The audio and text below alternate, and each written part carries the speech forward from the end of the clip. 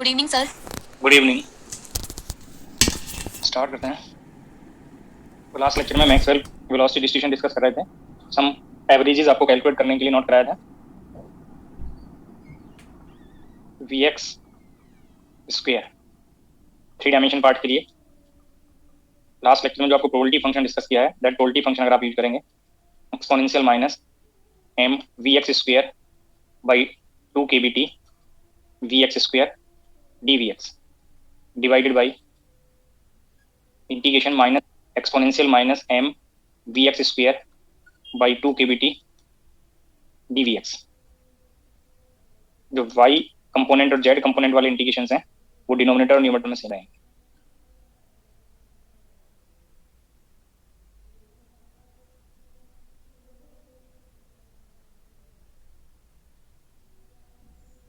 ये y component के लिए सिमिलर फॉर्म z कंपोनेंट के लिए मिलेगा exponential minus m v Z square by twice kbt d v z divided by integration minus infinity to plus infinity exponential minus m v Z square by 2 kbt d v z. These integrations y और z component वाले integrations denominator numerator में same है, जहाँ तो cancel out कर सकते हैं। जैसे ही कैंसिल आउट करेंगे ये इंटीग्रेंड इवन है, लिमिट इक्वल अपोजिट, इसको डिनोमिनेटर और न्यूमरेटर बोथ पार्ट के लिए। मेरी आवाज आ रही है आप लोगों को? हाँ सर आ रही है, क्लियर। तो मैसेज कर रहे हैं कि आवाज नहीं आ रही। सर आ रही है। ओनली एक्स कंपोनेंट वाले इंटीग्रल वैल्यू को यहाँ पे आप फाइंड करेंगे, y और z वाले टर्म्स रेशो में 1 हो जाएंगे। गामा फंक्शन का इंटीग्रेशन अप्लाई करेंगे तो एक्सपोनेंट में स्क्वायर टर्म है और यहाँ पे पावर 2 है और डिनोमिनेटर में पावर 0 है। तो न्यूमरेटर पार्ट में गामा 3/2 बनेगा, 2 + 1/2 gamma 3/2, that is half root pi divided by m by 2 kbt total power 3/2। Denominator part के लिए सिंप्लीफाई करेंगे तो गामा हाफ बनेगा, that is square root pi m by 2 kbt total power 1/2। m by 2 kbt power half, यहाँ पे simplify करेंगे तो power 1 present रहेगा, रूट पाई एडजस्ट हो जाएगा और ये 2 kbt न्यूमरेटर में जाएगा। इस 2 को एडजस्ट करेंगे तो रिजल्ट आपको मिलेगा kbt/m। और भी आपको एवरेजेस शायद फाइंड करने के लिए नोट कराए होंगे, v Y square V Z square similar approach से फाइंड करेंगे तो अब की बार ये इंटीग्रल की वैल्यू आपको kbt/m मिला है। जब आप वी वाई स्क्वायर फाइंड करेंगे तो ये रेशियो में कैंसिल आउट हो जाएंगे, एक्स और z component y dependent integral में यहाँ पे मल्टीप्लाई में वी वाई स्क्वायर बनेगा और ये कंडीशन फिर से सेम आएगा, क्योंकि जो फॉर्म है वाई कंपोनेंट के लिए फॉर्म जो एक्स कंपोनेंट के लिए फॉर्म यहाँ पे है उससे मैच करेगा। और डेफिनेट इंटीग्रल में अगर इंटीग्रेंड फॉर्म मैच करता है, लिमिट मैच करती है तो रिजल्ट भी सेम आएगा। तो ये वी वाई स्क्वायर एवरेज यहाँ पे kbt/m बनेगा। ऐसे जेड कंपोनेंट के स्क्वायर के लिए जब आप एवरेज फाइंड करेंगे तो kbt/m बनेगा। इसी में आपको वी स्क्वायर एवरेज फाइंड करने के लिए फाइंड बोला होगा, तो वी स्क्वायर एवरेज के लिए v x square average plus v Y square average plus v Z square average, these 3 averages को ऐड करेंगे तो 3 kbt/m बनेगा। 3 डायमेंशन में यही एवरेज आपको स्पीड के लिए बताया था। आप ये कंपेयर कर सकते हैं, सी स्क्वायर एवरेज आपको 3 kbt/m बताया था। तो यहाँ से वी आर एम एस अगर आप फाइंड करेंगे, root mean square velocity, velocity के लिए पार्ट अगर आप ये फाइंड करें मीन स्क्वायर वेलोसिटी और उसका स्क्वायर रूट फाइंड करें तो ये टर्म फिर से स्पीड से मैच कर जाएगा। और मैच करने का रीजन भी आपको पता होना चाहिए, क्योंकि जैसे ही आप स्क्वायर करेंगे तो डायरेक्शन पार्ट यहाँ पे एक्सक्लूड हो जाएगा और रिजल्ट स्पीड से मैच करेगा। बट जो 1 पावर वाले रिजल्ट हैं वो मैच नहीं करते हैं। सी एवरेज आपने कोई और form non zero value calculate किया था और वी एवरेज लास्ट लेक्चर में आपको डिस्कस किया तो 0 है। तो जहाँ पे डायरेक्शन पार्ट आ रहा होगा उन पावर के लिए रिजल्ट चेंज हो जाएंगे, जहाँ पे डायरेक्शन टर्म एक्सक्लूड हो जाएगा, रिमूव हो जाएगा, वो टर्म स्पीड से मैच करते हैं। इसके अलावा तो शायद कोई और फॉर्म नोट नहीं किया होगा दीज पार्ट के लिए एवरेज कैलकुलेट करने के लिए लास्ट लेक्चर में। और एक था सर वी एक्स टू का product v x square we Y square product. Yes sir. तो प्रोडक्ट के लिए आप यहाँ पे चेक करें, अभी ये जो इंटीग्रल पार्ट है, अगर वी एक्स स्क्वायर और वी वाई स्क्वायर एवरेज को आपको चेक करना हो इसी इंटीग्रेशन पार्ट में, तो ये आपकी बार ये वी एक्स स्क्वायर यहाँ पे है और we x square we Y square term यहाँ पे मल्टीप्लाई हो जाएगा डी वी वाई। ये रिजल्ट अभी आपने फाइंड किया, इसके इक्विवेलेंट रिजल्ट सेम बनेगा, ये टर्म रेशियो में कैंसिल आउट हो जाएगा। तो इजीली सिमिलर अप्रोच से आप फिर से ये प्रोडक्ट को फाइंड कर सकते हैं। 3 kbt/m वी एक्स स्क्वायर के लिए और 3 kbt/m वी वाई स्क्वायर के लिए, तो ये स्क्वायर बन जाएगा। ये सभी को क्लियर हो जाना चाहिए इसी इंटीग्रेशन पार्ट में, क्योंकि यहाँ पे जो प्रोबेबिलिटी फंक्शन है वो इंडिविजुअल कंपोनेंट की प्रोबेबिलिटी के प्रोडक्ट में आप नोट कर सकते हैं। प्रोबेबिलिटी इंडिपेंडेंट केस के लिए एक्स वाई जेड कंपोनेंट की प्रोबेबिलिटी अनदर कंपोनेंट से इंडिपेंडेंट है, और इंडिपेंडेंट होगा तो यहाँ पे इंडिकेशन में वेरिएबल सेपरेट करेंगे, और सेपरेट करने से जो इंडिकेशन पार्ट है उनके रिजल्ट सबके सेम आएंगे। तो ये जो प्रोडक्ट स्क्वायर का स्क्वायर के प्रोडक्ट का एवरेज है यहाँ पे केबीटी का, हाँ जी केबीटी वाई, ये 3 टर्म हट जाएगा, ओनली केबीटी वाई, क्योंकि मैंने ये पार्ट का नोट कर यहाँ पे ये प्रोडक्ट आपको नोट करना है, इस पार्ट को। तो ये आपको मैं हिंट कर रहा था कि रीजन भी आपको पता होना चाहिए इसका, क्योंकि यहाँ पे प्रोबेबिलिटी एडिटिव है, तो ये इंडिविजुअल कंपोनेंट के स्क्वायर के एवरेज का प्रोडक्ट बन जाएगा। तो इंडिविजुअल कंपोनेंट के स्क्वायर का एवरेज आपने यहाँ पे कैलकुलेट किया हुआ है, और ये स्क्वायर टर्म आपको फाइंड करना है। तो 3 डायमेंशन के लिए ये पॉइंट्स मैंने आपको डिस्कस किए हैं। अगर डायमेंशन चेंज करेंगे तो मैक्सवेल वेलोसिटी डिस्ट्रीब्यूशन में क्या चेंजेस होंगे वो आप यहाँ पे फिर से चेक कर सकते हैं। तो 2 डायमेंशन के लिए डिस्कस करते हैं। Maxwell distribution velocity distribution 2 dimension के लिए, तो स्टेटमेंट सेम रहेगा, ओनली जहां से आपको ये नोट कराया था field gas filled in a container of 3 dimension volume था पहले, अब यहाँ पे 2 डायमेंशन एरिया पार्ट आ जाएगा। 2 डायमेंशन में वेलोसिटी में ओनली आपको 2 एक्सिस यहाँ पे कंसीडर करना है, वीएक्स और वीवाई। तो जो वेलोसिटी वेक्टर होगा वहाँ पे ओनली 2 कंपोनेंट्स आपको इंक्लूड करने हैं, VX I and VY J. Change in velocity part के लिए डीवीएक्स आई कैप प्लस डीवीवाई जे कैप, ये आपको वेलोसिटी चेंज के लिए आपको रिजल्ट बनेगा। ये नोटेशंस आपको लास्ट लेक्चर में डिस्कस किए हुए हैं। वेलोसिटी का प्रोबेबिलिटी फाइंड करना है, इसी पार्ट को आप कंपोनेंट वाइज नोट करते, तो ये प्रोबेबिलिटी एक्स कंपोनेंट और वाई कंपोनेंट के लिए रेंज में लाई करने के लिए प्रोबेबिलिटी आपको फाइंड करना है। तो ये रिजल्ट फिर से आप अगर फाइंड करेंगे तो m by 2 pi k B t total power 3 dimension में 3/2 था, 2 डायमेंशन में ये पावर टोटल प्रोडक्ट में 1 बनेगा, जिसको square root into square root आप नोट कर सकते हैं। Exponential minus m vx square by 2 k B T d v x, m by 2 pi k B t total power 1/2 exponential minus m v Y square by 2 k B T d v y. तो ये x component के लिए probability और ये y component के लिए probability, 20 part का product आप कर रहे हैं। तो शार्प वैल्यू के लिए आप इंटरवल पार्ट को एलिमिनेट कर लेंगे, इंटरवल पार्ट का कोफिशिएंट ओनली यहाँ पे इंक्लूड करना है। तो कार्टेशियन कंपोनेंट में प्रोबेबिलिटी के एक्सप्रेशंस क्या होंगे 3 डायमेंशन में, 2 डायमेंशन में और 1 डायमेंशन में, ये आपको यहाँ पे सभी को नोट कर दें। 2 डायमेंशन के लिए मैंने आपको नोट कर दिया। 2 डायमेंशन में अगर आप Vx एवरेज कैलकुलेट करेंगे, तो मैं इंटीग्रल पार्ट डिस्कस नहीं कर रहा, आप वहाँ पे आप कंपेयर करेंगे जो ये इंटीग्रेशन 1 कंपोनेंट 1 पावर के लिए आपको लास्ट लेक्चर में डिस्कस किया है, तो ये पार्ट यहाँ से एब्सेंट हो जाएगा, ओनली इस इंटीग्रल में Vx पावर 1 आ जाएगा, ये पार्ट ऐसा रहेगा। तो ये फिर से 1 कंपोनेंट को 3 डायमेंशन में जो आपने नोट किया रिजल्ट्स, वहाँ से जेड कंपोनेंट को हटा दें, जेड कंपोनेंट के रिजल्ट को हटा दें, तो ये 2 डायमेंशन के रिजल्ट्स के लिए स्टेप आपको फॉलो हो जाएगा, और ये टर्म 0 आएगा। वाई कंपोनेंट का एवरेज भी 0 आएगा, वेलोसिटी एवरेज 0 बनेगा। बट अगर आप इसके स्क्वायर के रिजल्ट फाइंड करेंगे तो जो 3 डायमेंशन में वीएक्स स्क्वायर सिंगल कंपोनेंट के स्क्वायर का जो रिजल्ट था वो भी यहाँ पे सेम बनेगा, वी वाई स्क्वायर के लिए भी सेम बनेगा। अगर आप यहाँ पे वी स्क्वायर एवरेज फाइंड करेंगे, तो क्योंकि यहाँ पे वेलोसिटी में ओनली 2 कंपोनेंट है, v x square average plus v Y square average find करना होगा, और यहाँ पे ये पार्ट जो 3 डायमेंशन में 3 kBT by m था, ये 2 डायमेंशन में 2 kBT by m बनेगा। तो सिमिलर रिजल्ट आप जो 3 डायमेंशन के लिए फाइंड किए हैं वो 2 डायमेंशन में भी आप फाइंड कर सकते हैं। अगर प्रोबेबिलिटी फंक्शन पता है उसका यूज करके आप 2 डायमेंशन 1 डायमेंशन 3 डायमेंशन किसी में भी एवरेज फाइंड कर सकते हैं। 1 डायमेंशन के लिए यहाँ पे ओनली एक्स कंपोनेंट वाला पार्ट प्रेजेंट रहेगा, बाकी पार्ट एक्सक्लूड हो जाएंगे। 1 डायमेंशन के लिए आपको ओनली सिंगल एक्सिस कंसीडर करेंगे, वेलोसिटी में ओनली सिंगल कंपोनेंट होगा, देन प्रोबेबिलिटी और range value of velocity m by 2 pi kbt total power 1/2 exponential minus m vx square by 2 kbt dvx। Sharp value of velocity के लिए m by 2 pi kbt total power 1/2 exponential minus m vx square by 2 kbt। Velocity average अगर आप यहाँ पे find करेंगे तो 0 बनेगा, और v स्क्वायर एवरेज यहाँ पे 1 डायमेंशन में फाइंड करेंगे तो kbt by m बनेगा। अगर यहाँ पे मोस्ट प्रोबेबल वेलोसिटी फाइंड करने लगे तो मोस्ट प्रोबेबल वेलोसिटी पार्ट आप इस पार्ट से फाइंड करेंगे, तो आप इसका डिफरेंशियल करके चेक कर सकते हैं। मोस्ट प्रोबेबल वेलोसिटी के लिए ये पार्ट को आप डिफरेंशियल करेंगे, 0 के इक्वल प्लेस करेंगे, और मोस्ट प्रोबेबल वेलोसिटी 0 बनेगा। तो स्पीड के लिए फॉर्म था, आप चेक करिए vx स्क्वायर को c स्क्वायर से रिप्लेस कर दें तो वही पार्ट आपको यहाँ पे प्रेजेंट है। तो कंपोनेंट के लिए आपने 0 फाइंड कर लिया, मोस्ट प्रोबेबल वेलोसिटी ये 0 बनेगा। जो रिक्वायर्ड होगा प्रॉब्लम के टाइम पे, जो मैंने स्पीड के 3 डायमेंशन के रिजल्ट्स बताए हैं, वेलोसिटी के लिए 3 डायमेंशन के रिजल्ट बताए हैं, वो आपको रिकॉल होने चाहिए। इसी में समटाइम मोमेंटम डिस्ट्रीब्यूशन के लिए या एनर्जी डिस्ट्रीब्यूशन के लिए रिजल्ट पूछा जाएगा, तो वो फिर से आप उनको सिमिलर वे में फाइंड कर सकते हैं। अगर मोमेंटम डिस्ट्रीब्यूशन होगा तो जो रिजल्ट्स मैंने वेलोसिटी के टर्म्स में बताए हैं, तो मोमेंटम डिस्ट्रीब्यूशन में आप mass into velocity form use करके, मैं जस्ट सजेस्ट कर रहा हूँ, रिक्वायर्ड होगा तो आगे आप उसको अप्लाई कर सकते हैं। मोमेंटम डिस्ट्रीब्यूशन में आप जो एनर्जी पार्ट है इन terms of momentum p square by 2 हम यूज करेंगे। अगर वेलोसिटी पार्ट से आपको यूज करना होगा तो मोमेंटम मास इंटू वेलोसिटी आप यूज करेंगे।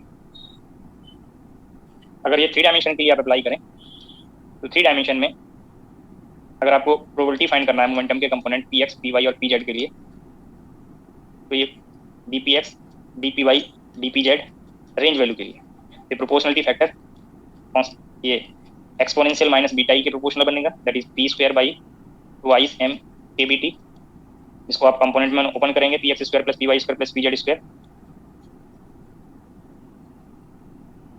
dpx, dpy, dpz।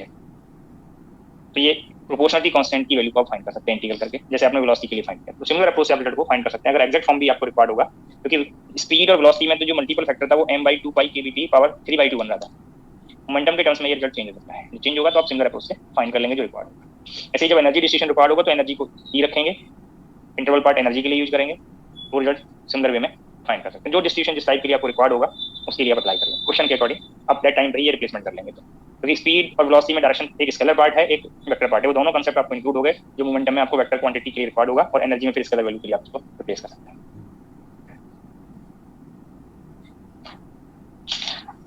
पेज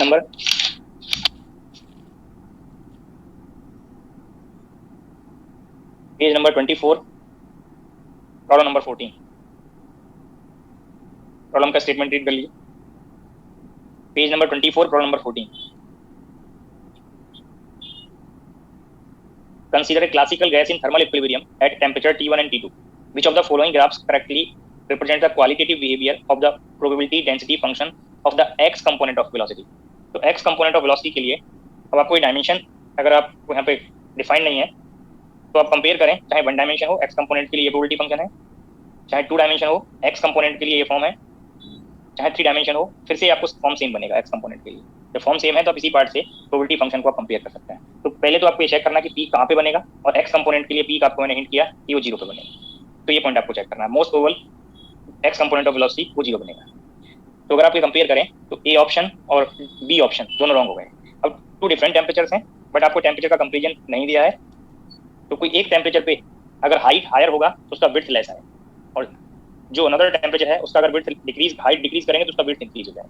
तो ये पॉइंट्स आपको पहले डिस्कस किए हुए हैं स्पीड पार्ट में, तो सिमिलर अप्रोच आपको यहाँ पे पार्ट को कंपेयर करने के लिए, ये पार्ट को कंपेयर करने के लिए हिंट रहेगा। क्योंकि टोटल एरिया जब प्रोबेबिलिटी वर्सेस वेलोसिटी आप प्लॉट करेंगे वो एरिया फिर से फिक्स रहेगा। अगर आप डिफरेंट टेम्परेचर पे इसको कंपेयर करेंगे, टेम्परेचर हायर है तो एरिया सेम रखने के लिए विड्थ इंक्रीज होगा हायर टेम्परेचर पे तो हाइट डिक्रीज करेगा। तो वो पॉइंट टेम्परेचर का कंपेरिजन नहीं दिया है, बट वो आप यहाँ पे अगर ऐसा कंपेयर करें सी और डी ऑप्शन जिसमें मोस्ट प्रोबेबल वेलोसिटी के लिए पॉइंट यहाँ पे फुलफिल हो रहा है सी और डी में, तो ये आप कंपेयर करिए डी ऑप्शन में दोनों पीक सेम हाइट के हैं, जो रॉन्ग है। प्रोबेबिलिटी की जो मैक्सिमम वैल्यू है वो यहाँ पे, क्योंकि 2 डिफरेंट टेम्परेचर हैं, फर्स्ट टेम्परेचर के लिए और सेकंड टेम्परेचर के लिए ये पीक वैल्यू, ये पार्ट मैक्सिमम यहाँ पे आप नोट कर सकते हैं। सेकंड टेम्परेचर के लिए जो पीक बनेगा उससे डिफरेंट बनेगा दोनों का, क्योंकि टेम्परेचर डिफरेंट है, और डिफरेंट पीक वो सी ऑप्शन में है।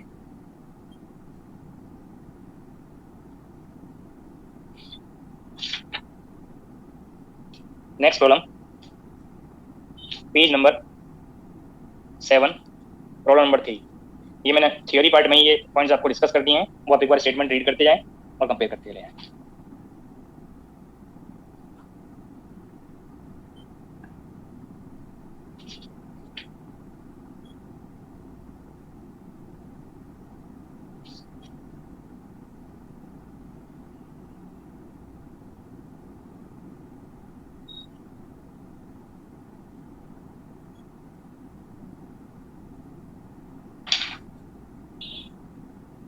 पेज नंबर 7 पे प्रॉब्लम नंबर 3 में आपको नोटेशंस v रिप्रेजेंट किया है। If b bar vp and vrms denote the average most probable and root mean square values respectively of the molecular speed. तो notation v दिया है बट वो speed के लिए है, of a gas at room temperature being Maxwellian velocity distribution.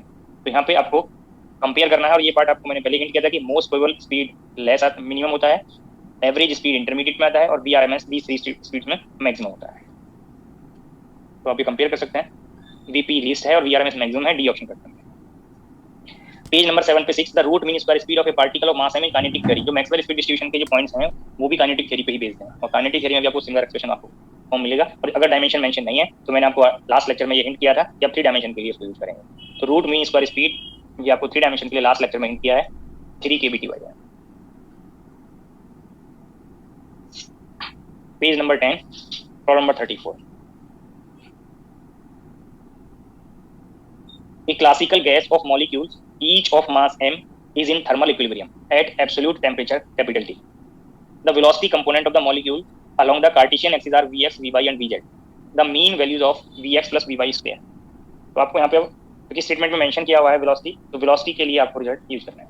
Vx plus Vy square का average find करना है, और इसका एवरेज फाइंड करने के लिए Vx square average plus Vy square average plus twice Vx Vy average.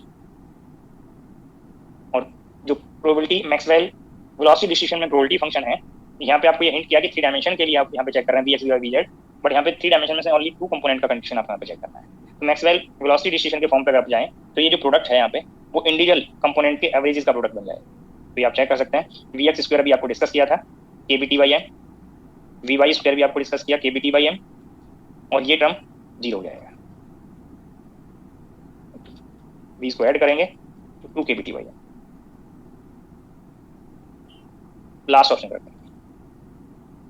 ये पॉइंट सभी को क्लियर हो रहा है? जी सर। जिस पार्ट पे अगर डाउट हो तो ये आप यहाँ पे चेक कर सकते हैं। अभी मैंने यहाँ पे आपको ये सजेस्ट किया था, लास्ट लेक्चर में शायद ये पॉइंट बताया होगा। अगर इस एक्सप्रेशन पे जाएं तो ये प्रोडक्ट फाइंड करने के लिए आपको यहाँ पे Vx लेना है और यहाँ पे Vy लेना है। आप चेक कर सकते हैं, ये टर्म भी रिजल्ट इंटीग्रल का 0 बनेगा और ये टर्म का भी 0 बनेगा। या आप ये सेपरेटली चेक करें तो ये Vx का एवरेज है और ये Vy का एवरेज है, तो ये इंडिविजुअल कंपोनेंट्स के एवरेजेस बन जाएंगे। प्रोडक्ट फॉर्म वो आप फाइंड कर सकते हैं, वो 0 बन जाएंगे। Page number 10, problem number 35, statement read करिए और ट्राई करिए।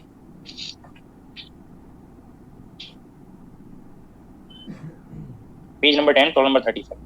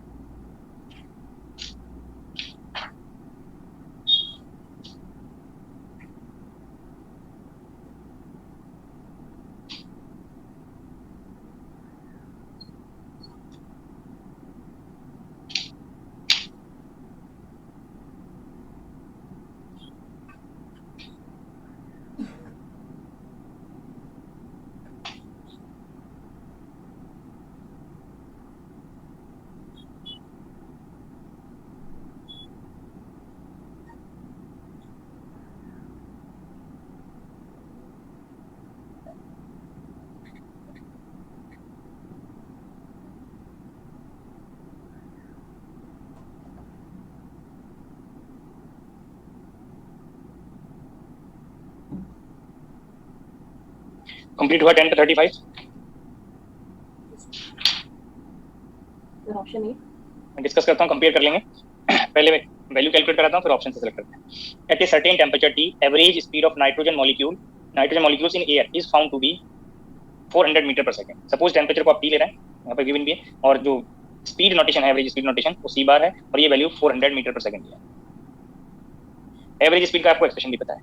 The most probable and root mean square speed of the molecules are respectively. Some candidate ने हो सकता है कि इस एवरेज स्पीड का एक्सप्रेशन यूज किया हो 8 kBt/m, और ये 400 के इक्वल रख के यहाँ से टेम्परेचर की वैल्यू को फाइंड किया हो। मेथड करेक्ट है, उसमें कोई चेंज नहीं, बट एक इजी अप्रोच है। जो टर्म आपको फाइंड करना है, सपोज आपको मोस्ट प्रोबेबल वैल्यू फाइंड करना है, तो Cp/C एवरेज, Cp के लिए आप कंपेयर करिए। आपको ये फॉर्म डिस्कस किया है 3 डायमेंशन में 2 kBt/m, और एवरेज स्पीड आपको डिस्कस किया है 8 kBt/m। तो यहाँ से ये kBt/m कैंसिल आउट हो गया, तो यहाँ से आपको ये रेशियो बन गया √2/√8/π। तो आपको टेम्परेचर कैलकुलेशन की रिक्वायरमेंट ही नहीं है, ओनली ये न्यूमेरिकल वैल्यू को सिंप्लीफाई करिए।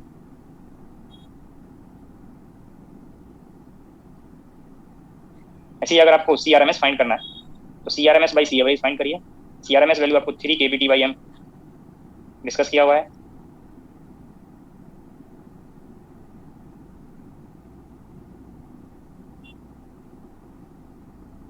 तो टेम्परेचर कैलकुलेशन में आप जो टाइम लगेगा वो आप सेव करके ये इजीली फाइंड।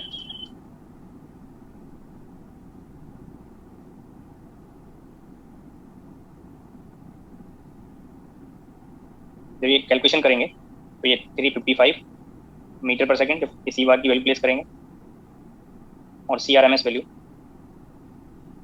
434 मीटर पर सेकेंड। ये आप कैलकुलेट कर लेंगे ये न्यूमेरिकल वैल्यू, तो आप सी बार मल्टीप्लाई करके ये मैच कर जाए। एक आप जरूर नहीं कि वो स्टेप वो इस मेथड से आप ऑल टाइम फाइंड कर पाएं, जो मैं डिस्कस कर रहा हूँ, जो डिस्कस किया उससे आप ऑलवेज फाइंड कर पाएंगे। बट अगर आप ये कैलकुलेट करने से पहले आप ऑप्शन चेक कर लेते, तो मैंने आपको ये कंपेरिजन आर्टिकल में बताया है और यहाँ पे भी डिस्कस किया है। आपको सी एवरेज दिया था।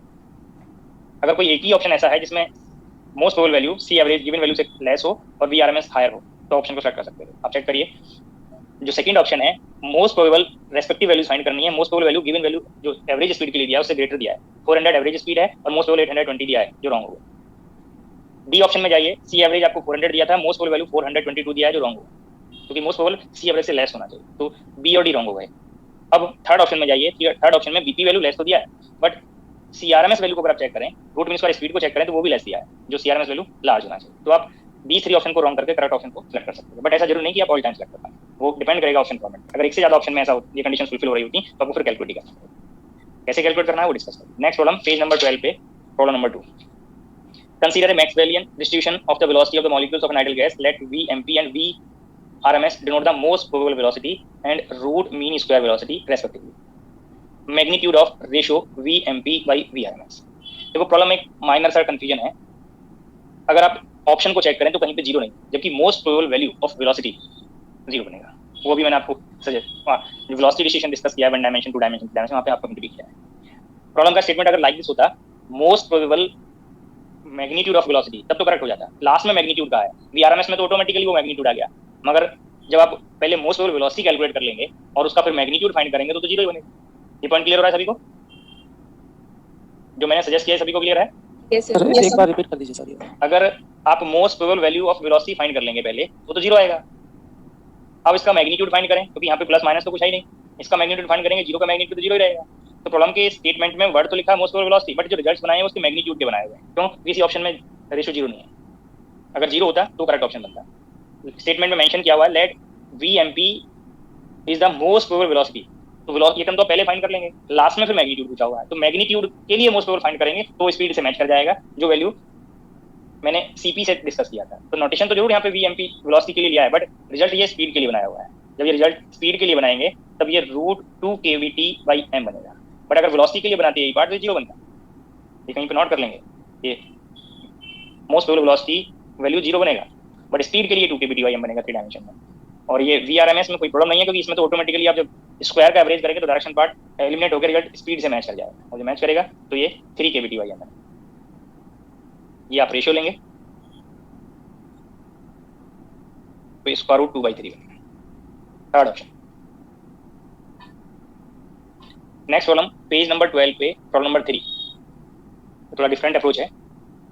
A particle is confined to the region x greater than or equal to 0 by a potential which increases linearly as u function of x is equal to u naught multiplied by x. The mean position of the particle at temperature T.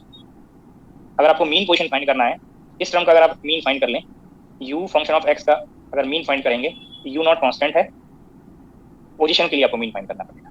But अगर आप इसको equipartition theorem और virial theorem के results को यहाँ पर relate करें, क्योंकि यहाँ पे पावर 1 है, average kinetic energy, average thermal kinetic energy is equal to half of potential energy. और 1 डायमेंशन के लिए average kinetic energy half kBt होता है। ये मोर टाइम आपको होता है। इस अप्रोच से आप रिजल्ट फाइंड कर सकते हैं। ये हाफ फैक्टर एडजस्ट हो गया, पोटेंशियल एनर्जी फॉर्म, ये आपको u का एवरेज फाइंड करना है, that is u naught x average. Then mean position is kBt by u naught. First option कर देंगे। these two प्रॉब्लम को ट्राई करेंगे।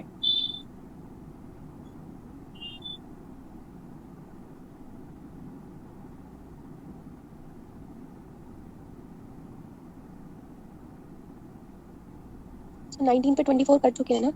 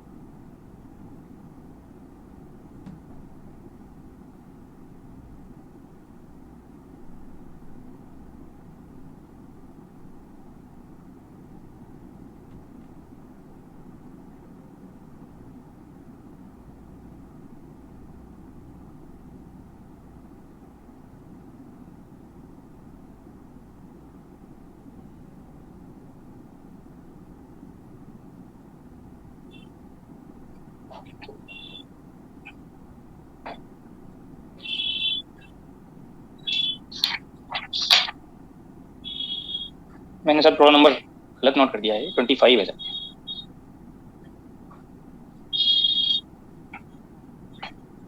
24 पहले डिस्कस हो चुका है। 25 A gas, the molecules of which have same mass, is at thermal equilibrium at absolute temperature T. The root mean square of the relative velocity between any two molecules.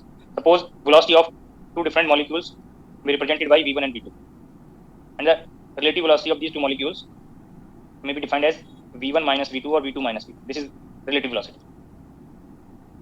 अब statement को read करें, root mean square of relative velocity, root mean square of relative velocity, ये part आपको यहाँ पे पूछा। It means आपको यहाँ पे फाइंड करना है root mean square of this velocity difference. अगर आप पहले ये mean square relative velocity find कर लें, लास्ट में आप इसका रूट ले सकते हैं, v1 square average plus v2 square average, और ये वेक्टर साइन एलिमेंट हो जाएगा स्क्वायर में, minus twice v1 vector dot v2 vector average. यहाँ पे आप कंपेयर करें, ये फर्स्ट सिंगल मॉलिक्यूल के लिए, ये सिंगल मॉलिक्यूल के लिए 3 डायमेंशन में मीन स्क्वायर वेलोसिटी है, तो दिस वैल्यू इज 3 kbty। ये टर्म भी 3 kbty है, but these two vector term का जो एवरेज है वो 0 हो जाएगा। जब 0 करेंगे तो ये 6 kbty बनेगा, बट ये जो रिजल्ट है वो मीन स्क्वायर वेलोसिटी के लिए। अगर आप इसका रूट फाइंड करने लगे तो आप कंपेयर करिए, वो ऑप्शन में जाएंगे, रिजल्ट बनना चाहिए 6 kbty/m total power half, but ये ऑप्शन में प्रेजेंट नहीं है। तो आप स्टेटमेंट में जो वर्ड है रूट, उसको हटा के आप mean square of relative velocity correct कर लें, तब ये रिजल्ट मैच करेगा। पॉइंट क्लियर हुआ सभी को? yes, ये result mean square relative velocity के लिए करेक्ट है, रूट के लिए ये पार्ट आना चाहिए जो ऑप्शन में प्रेजेंट नहीं है, तो D option mean square velocity के लिए करेक्ट है, mean square relative velocity. Next page number 18 पे problem number 20। Consider oxygen gas at 300 Kelvin having the mass of its molecule as 5.31 into 10 to power minus 26 kilogram. The root mean square speed of its molecule। तो आपको यहाँ पे root mean square speed oxygen molecule के लिए find करना है, that is 3 kbty/m। अब आपको टेम्परेचर भी दिया है, मास की वैल्यू दी हुई है, बोल्ट्जमैन कांस्टेंट की वैल्यू आपको पता होनी चाहिए, ये आप कैलकुलेट करेंगे न्यूमेरिकल वैल्यू तो मैच चल जाएगा। जो ऑप्शन में जो रिजल्ट्स हैं वो आप चेक करिए।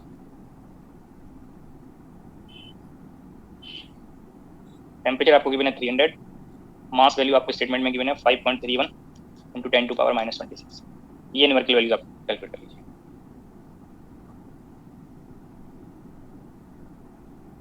ट्राई किया तो वैल्यू बताएंगे क्या आ रहा है? 483.63 मीटर। 483.63 जो नियरली 484 में राउंड ऑफ जाए।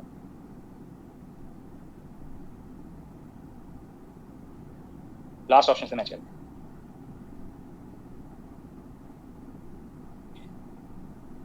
नेक्स्ट प्रॉब्लम,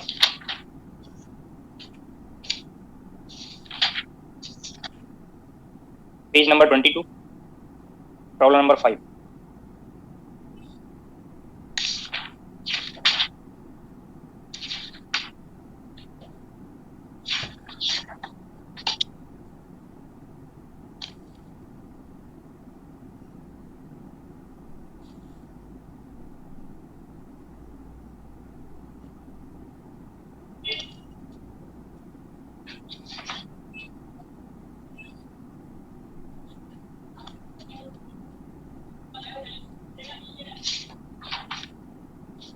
these प्रॉब्लम्स को ट्राई करें. सर प्रीवियस स्लाइड दिखा.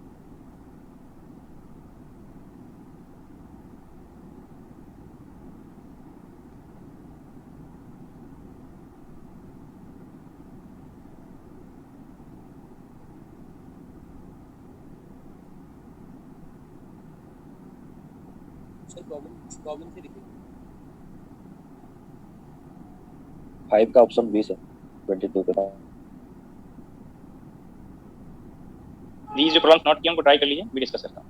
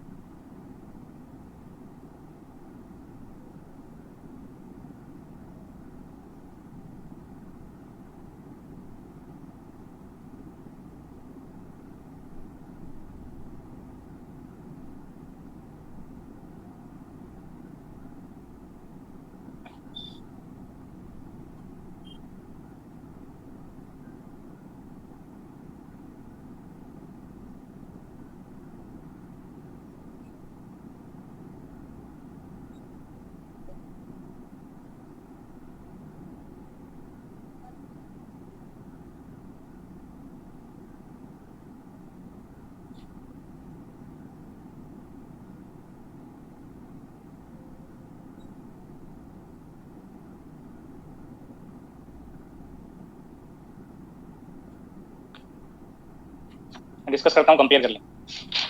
Page number 22, problem number 5. The speed v of the molecule of mass m of an ideal gas obeys Maxwell velocity distribution law at an equilibrium temperature T. Let Vx, Vy, Vz denote the components of the velocity and Kb Boltzmann constant. The average value of alpha Vx minus beta Vy whole square. ये term का average find करना है. इसका square पहले open करेंगे तो first term का square alpha square Vx square, second term का square beta square Vy square minus 2 alpha beta Vx Vy, और दीज का सेपरेटली एवरेजेस फाइंड करेंगे तो अल्फा और बीटा कांस्टेंट है, तो ये पार्ट आपको फाइंड, और जो फाइंड करेंगे तो ये टर्म का वैल्यू 0 है. और सिंगल कंपोनेंट के लिए आपको ये रिजल्ट बताया था kBT/m, और बोथ Vx स्क्वायर और Vy स्क्वायर के लिए kBT/m मिलेगा, वो कॉमन आ जाएगा, तो alpha square plus beta square kBT/m. Alpha square plus beta square kBT/m, second option correct है. Page number 35, problem number 13.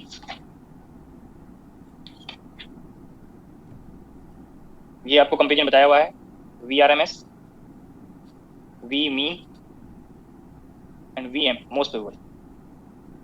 VRMS के लिए √3, V मीन के लिए √8/5 और मोस्ट प्रोबेबल के लिए √2. √3 √8/5 √2 फर्स्ट ऑप्शन करेक्ट हो गया. 35 पे 14. The average speed of the molecules in a gas at 20 degree centigrade is V. What temperature it will be? At what temperature it will be twice V. आपको average speed के लिए notations दिए हैं V और temperature change करके twice V. तो C average speed, C average recall करें, ये स्क्वायर रूट T के प्रोपोर्शनल होता है. एब्सोल्यूट स्केल पे मैंने आपको ये किया था, तो यहाँ से आप C2 average by C1 average, ये आपको स्टेटमेंट में मेंशन किया हुआ है, twice V by V that is 2. तो जब आप ये कंपेयर करेंगे तो बाकी फैक्टर्स इस टेम्परेचर के अलावा जो रिमेनिंग फैक्टर्स हैं वो रेशियो में एलिमिनेट हो जाएंगे. तो square root T2 by T1 is equal to 2. Square करेंगे तो स्क्वायर रूट एलिमिनेट हो गया, then T2 is 4 times of T1, but T1 और T2 ये एब्सोल्यूट स्केल पे हैं, तो 4 इंटू T1 273 प्लस 20. अब जो यहाँ पे वैल्यू आएगा, अब ऑप्शन में वो सेंटीग्रेड स्केल पे है, यहाँ से 273 डिफरेंस करेंगे तब आपको रिजल्ट बनेगा. 899 kelvin. Centigrade.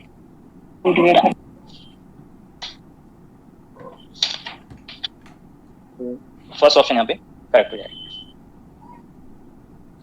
Next problem, page number 36, problem number 24। A gas of molecules each having mass m is in thermal equilibrium at temperature capital T. Let Vx, Vy, Vz to be the Cartesian components of velocity v vector of a molecule. The mean value of Vx minus alpha Vy plus beta Bz square whole square।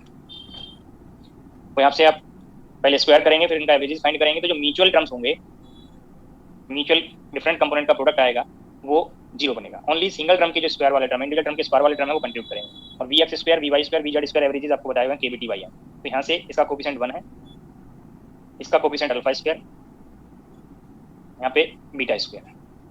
These के averages में जब आप KBT ये Y M common लेंगे तो ये relation बनता है। ये आप ऑप्शन में सेलेक्ट कर लीजिए, 1 plus alpha square plus beta square KBT Y M, first option में चाहिए।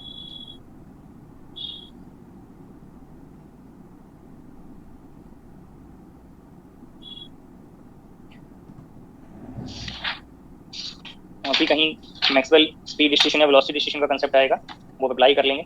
एक प्रॉब्लम और आपको मैं डिस्कस कर रहा हूँ, शायद वो स्टैटिस्टिकल मैकेनिक्स में होगा, page number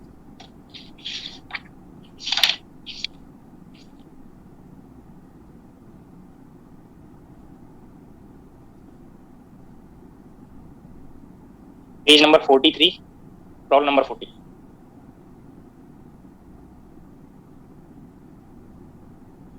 page number 43, problem number 40। Statement एक बार रीड कर लीजिए, समस्या सॉल्व करिए।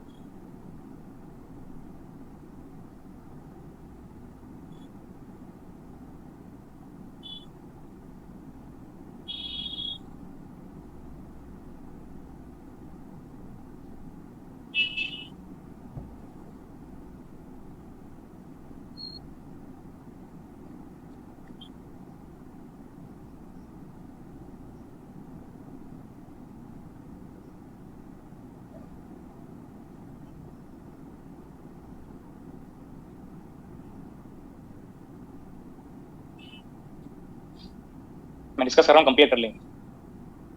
Consider gas off atoms obeying Maxwell Boltzmann statistics, the average value of exponential I A dot P over all momenta P of each of the molecules, where A is constant, vector and small a is its magnitude, m is the mass of each atom and T is temperature and K is Boltzmann constant। अगर आपको momentum distribution form पता हो probability part के लिए, तो ये momentum का function है, इसका एवरेज कैलकुलेट करना है। जो मल्टीप्लिकेटिव कांस्टेंट फैक्टर होगा मोमेंटम से इंडिपेंडेंट रहा, वो उसको मैंने यहाँ पे हाइड कर दिया। न्यूमरेटर पार्ट में इंटीग्रेशन 3 डायमेंशन में ट्रिपल इंटीग्रल बनेगा, 1 डायमेंशन में सिंगल इंटीग्रल, 2 डायमेंशन में डबल इंटीग्रल। डायमेंशन मेंशन नहीं है तो मैं जनरली इसको 3 डायमेंशन के लिए लिखता था। Probability function exponential minus beta ई में जब आप एनर्जी को मोमेंटम में कन्वर्ट करेंगे तो P square by 2m KBT, जो मैंने मोमेंटम डिस्ट्रीब्यूशन पार्ट के लिए लिख दिया, ये पार्ट बनेगा। और dpx, dpy, dpz ये मल्टीप्लाई करेंगे। अब जिसका एवरेज कैलकुलेट करना है वो यहाँ पे न्यूमरेटर में प्रोबेबिलिटी फंक्शन के साथ मल्टीप्लाई करें। डिनोमिनेटर में ओनली प्रोबेबिलिटी टर्म है, इसका न्यूमेरिकल इसका फॉर्म आपको नहीं पता है, इसलिए मैंने डिनोमिनेटर को इंक्लूड किया। अगर ऐसा एग्जैक्ट फॉर्म पता होगा तो आप डिनोमिनेटर को इंटीग्रल पार्ट को 1 कर लेंगे।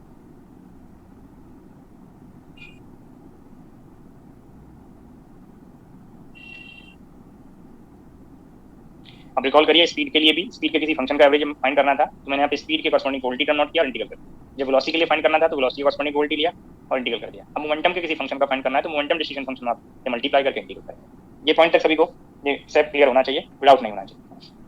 अब इसके आगे इसको सॉल्व करने के लिए ये जो यहाँ पे जो टर्म मैंने हाइड किया था वो डिनोमिनेटर न्यूमरेटर से एडजस्ट हुआ है। अब इस एक्सपोनेंशियल में पी स्क्वायर को P X square plus P Y square plus P Z square note करेंगे तो एक्सपोनेंट में एडिशन है जो डिफरेंट एक्सपोनेंशियल टर्म का प्रोडक्ट बन जाएगा। और यहाँ से आप इस टर्म से भी आप इसको कंपोनेंट में ओपन करेंगे तो पी एक्स कंपोनेंट एक साथ आप नोट करें, P Y component P Z एक साथ नोट करेंगे और पी जेड के सेपरेटली नोट करेंगे। इस पार्ट से P X component P Z numerator बनेगा exponential minus P X square by twice M KBT.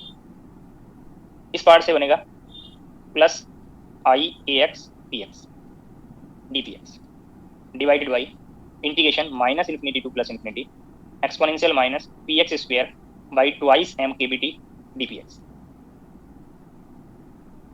अब y डिपेंडेंट इंटीग्रेशन और z dependent integration similar way में आप यहाँ पे काम कर सकते हैं। y dependent, y component dependent exponential minus P Y square by twice M K B T plus I A by P Y D P Y. Denominator term minus infinity to plus infinity exponential minus P Y square by twice M K B T D P Y. Z component exponential minus P Z square by twice M K B T plus I A Z P Z D P Z divided by integration exponential minus P Z square by twice M K B D P Z. इस step में कोई difficulty नहीं होनी चाहिए। आपको ये exponential terms different component wise separate किया। अगर आप यहाँ पे कोई एक कंपोनेंट के लिए इंटीग्रल फाइंड कर लें तो जो रिमेनिंग कंपोनेंट्स के रिजल्ट्स हैं वो सेम वे में आप फाइंड कर सकते हैं। आप चेक कर सकते हैं इंटीग्रेंड फॉर्म सिमिलर पार्ट है तो जो रिजल्ट यहाँ पे आएगा ओनली जो चेंज है सिर्फ ये कंपोनेंट चेंज हो रहा है, तो ये कंपोनेंट फॉर्म को ओनली मॉडिफिकेशन पार्ट के लिए रिप्लेस कर लेंगे, बाकी ऐसा फॉर्म आप यूज कर सकते हैं। तो न्यूमरेटर पार्ट में जो ये फॉर्म है ये रिकॉल करिए, क्वांटम मैकेनिक्स में एक आपको इंटीग्रेशन का स्टैंडर्ड इंटीग्रेशन नोट कराया था, minus infinity to plus infinity exponential minus alpha X square plus beta X D X. That part को रिकॉल करिए और यहाँ पे नोट कर सकते हैं square root pi upon alpha. Alpha in this case is 1 by twice M K B T. Square root pi upon alpha exponential of beta square, beta in this case is I A X, beta square तो ये minus हो गया आई square से ए X square by 4 alpha. जब इस alpha में 4 multiply करेंगे तो ये 2 फैक्टर 4 को एडजस्ट करेगा और बाकी पार्ट न्यूमरेटर में जाएगा एम के बी टी। तो यहाँ पे जो ये न्यूमरेटर में इंटीग्रल है वो मैंने फाइंड कर दिया। अब डिनोमिनेटर वैल्यू, क्योंकि डिनोमिनेटर में यहाँ पे सिर्फ स्क्वायर का पार्ट है तो डिवाइडेड बाई यहाँ पे पी एक्स पावर 0 है तो gamma half that is root pi. ये लिमिट से 0 टू इन्फिनिटी 2 टाइम्स करेंगे तो 2 फैक्टर एडजस्ट हो गया 1 by twice M K B t total power 1/2। तो यहाँ से कंपेयर कर सकते हैं, ये रूट पाई इस रूट पाई से एडजस्ट हो गया, 1 by twice M K B T power half इससे एडजस्ट हो गया, ओनली एक्सपोनेंशियल टर्म प्रेजेंट रहेगा। जब ये सेकेंड और थर्ड रिजल्ट नोट करेंगे इंटीग्रल पार्ट के तो ये कंपोनेंट ये जो मल्टीपल फैक्टर्स हैं ये 1 हो जाएंगे, ओनली एक्सपोनेंशियल में सिर्फ यहाँ पे चेंजेस होंगे। ये ए एक्स स्क्वायर था, यहाँ पे एक्स था तो एक्स स्क्वायर हो गया, यहाँ पे ए वाई स्क्वायर आ जाएगा और यहाँ पे ए जेड स्क्वायर आ जाएगा। सभी को क्लियर हो जाना चाहिए पॉइंट।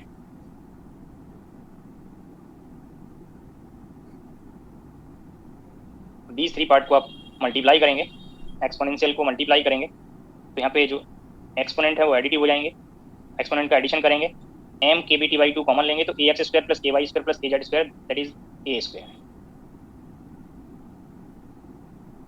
ये ऑप्शन में आप कंपेयर कर सकते हैं। किसी को अगर किसी स्टेप पे डाउट है तो डिस्कस कर सकते हैं। सर सेकंड वाला स्टेप फिर से बता दीजिए। जी सर। उससे नीचे वाली। जी सर। हाँ सर।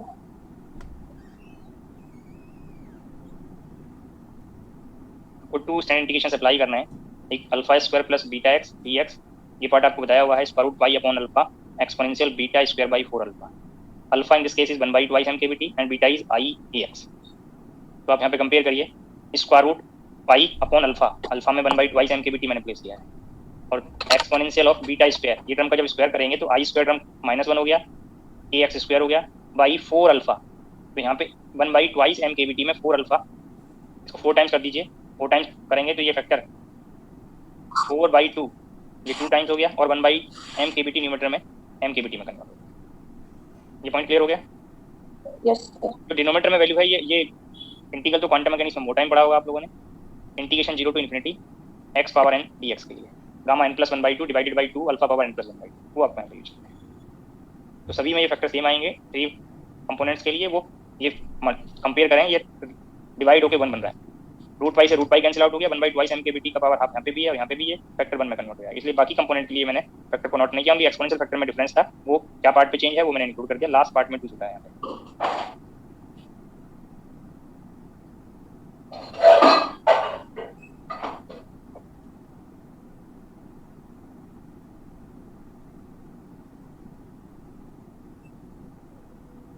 जब आप काइनेटिक थ्योरी पढ़ेंगे 12th लेवल पे तो एक कंसेप्ट आता है वहाँ पे मीन फ्री पाथ का।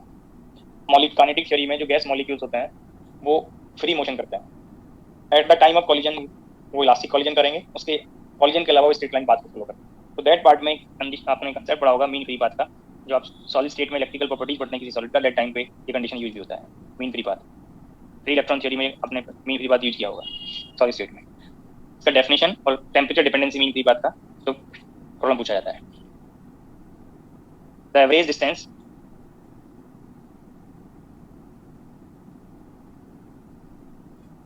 traveled between two successive collisions.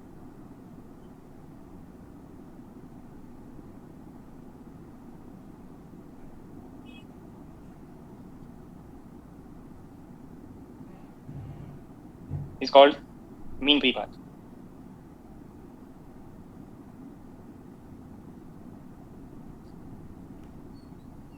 ये एक्सप्रेशन को रिकॉल करेंगे तो पढ़े होंगे तो ये फॉर्म √2π(n)d². इस फॉर्म में आपने ये शायद पढ़ा होगा. ये नोटेशन इंपॉर्टेंट है. लैम्डा यहाँ पे मीन फ्री पाथ है. n आपको नंबर ऑफ पार्टिकल्स या number of molecules per unit volume. d is the diameter of molecule.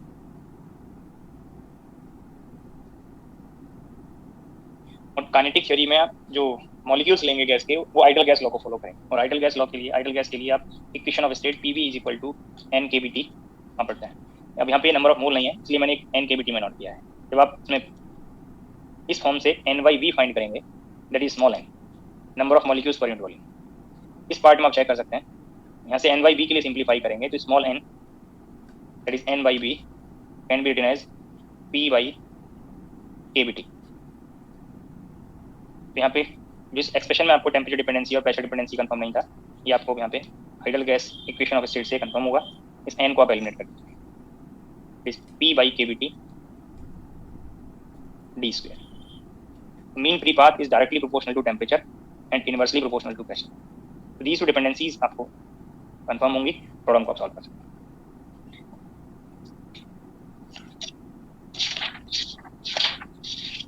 Page number 8 पे प्रॉब्लम नंबर 14 क्वेश्चन पूछा है मीन फ्री पाथ के लिए. बस स्टेटमेंट रीड कर लीजिए. The mean free path of the particles of a gas at temperature T0 and pressure P0 has a value λ0. If the pressure is increased to 1.5 P0 and temperature is reduced to 0.75 T0. तो यहाँ पे absolute scale पे temperature और pressure value पे dependency lambda के लिए आपको यहाँ पे हिंट किया हुआ है. तो λ2/λ1 अगर आप यहाँ पे कंपेयर करेंगे तो ये T2/T1 और P1/P2 बन. आपको प्रॉब्लम के स्टेटमेंट में मेंशन किया हुआ है कि प्रेशर कैसे क्या चेंज कर रहा है और टेम्परेचर में क्या चेंज कर रहा है. ये इनिशियल मीन फ्री पाथ λ0 दिया हुआ है. टेम्परेचर को आप रिड्यूस कर रहे हैं तो T2 वैल्यू 0.75 ऑफ T0 है. प्रेशर वैल्यू आपको स्टेटमेंट में मेंशन है. इनिशियल प्रेशर P0 और फाइनल प्रेशर 1.5 P0. अब ये आप रेशो सिंप्लीफाई कर देंगे आपको रिजल्ट पता चलेगा. ये 1/2 रेशो बनेगा तो λ2 is λ0/2 is reduce to half that is second option.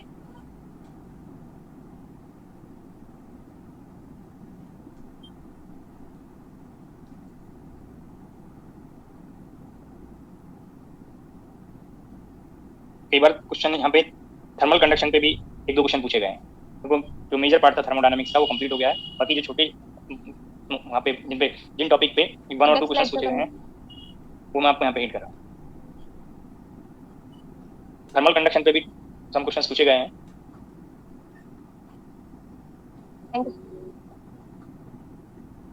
Heat transfer through thermal conduction.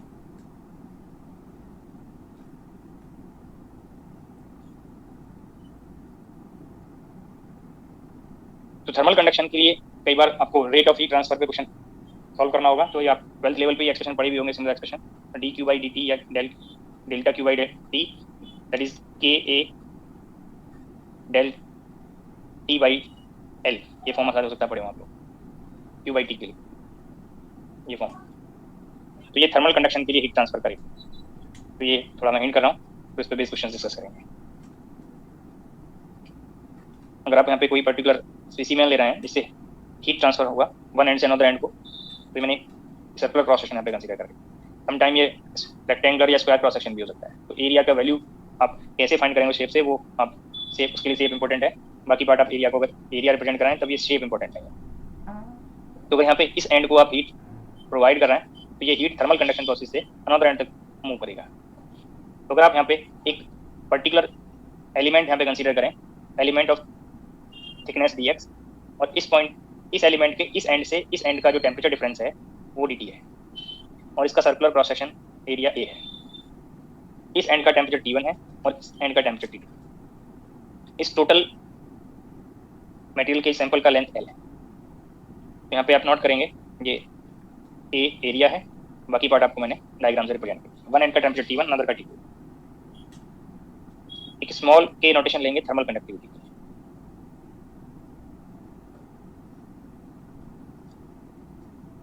Rate of heat transfer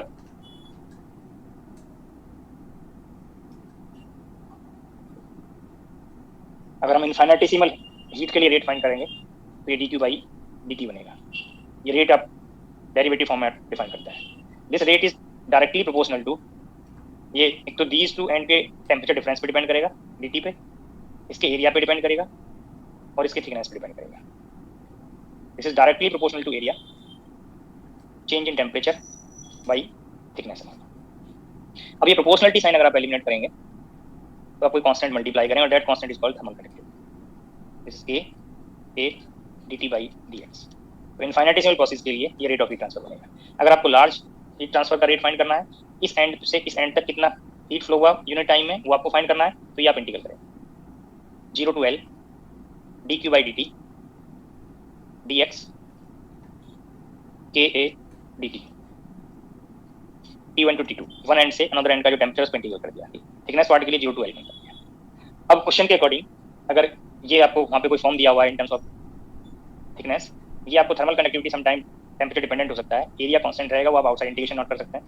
तो दैट पार्ट के लिए आप ये एक्सप्रेशन को इंटीग्रल पार्ट सॉल्व करके रिजल्ट फाइंड कर सकते हैं। बट जो आप 12th लेवल पे पढ़े होंगे, यहाँ पे ये रेट को इस पोजीशन से, इसके पार्ट से इंडिपेंडेंट लेके, इसको कांस्टेंट लेके, यूनिफॉर्म अगर रेट है, यूनिफॉर्म रेट से हीट ट्रांसफर हो रहा है, तो इसको आप दैट पार्ट के लिए कहीं del Q by T note किए होंगे या आप क्यू बाई टी नोट किए होंगे इस पार्ट।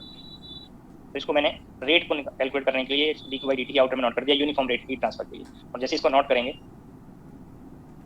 फॉर यूनिफॉर्म रेट, तो यूनिफॉर्म होगा तो एक्स इंडिपेंडेंट बनेगा, या होमोजेनियस वर्ड भी आप यूज करते थे।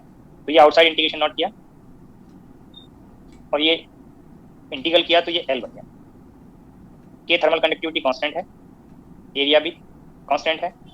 अब ये इंटीग्रल करेंगे तो T2 माइनस T1 बनेगा। तो आप रिकॉल करिए 12th लेवल पे आप ये फॉर्म पढ़े थे, जो भी मैंने आपको सजेस्ट किया, के ए बाई एल, और ये पार्ट को आप नोट करेंगे चेंज इन टेम्परेचर। अब ये नोटेशन चाहे वहाँ पे क्यू बाई टी रहा हो या डेल्टा क्यू बाई टी रहा हो, रेट के लिए मैंने नोटेशन सेम रखा, बाकी एक्सप्रेशन ये आपको मैं सजेस्ट करता है।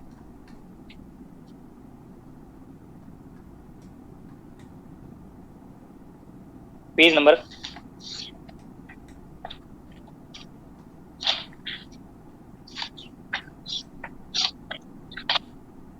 Page number 30 problem number 9, page number 30 problem number 9 statement read करिए।